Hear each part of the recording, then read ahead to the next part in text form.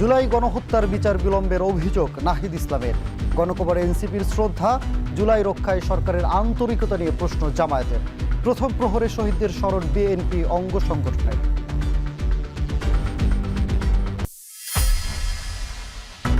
Gas, পানি, dengue সহ নগর সমস্যা সমাধানে ভুয়া আশ্বাস নয়, অগ্রাধিকার দিয়ে কাজ করার প্রতিশ্রুতি স্থানীয় সরকার প্রতিমন্ত্রীর। বিরোধী দলীয় নেতাকে নিয়ে সরেজমিনে প্রদর্শন।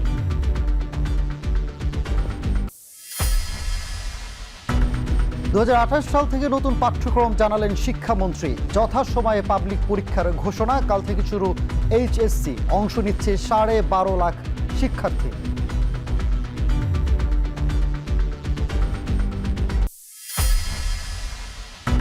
জনগণের আয় না বাড়লে করজাল ছড়িয়ে লাভ নেই, মন্তব্য বিশ্লেষকদের। রাজস্ব আদায়ের সার্বিক কাঠামোগত ঘাটতি বড় চ্যালেঞ্জ।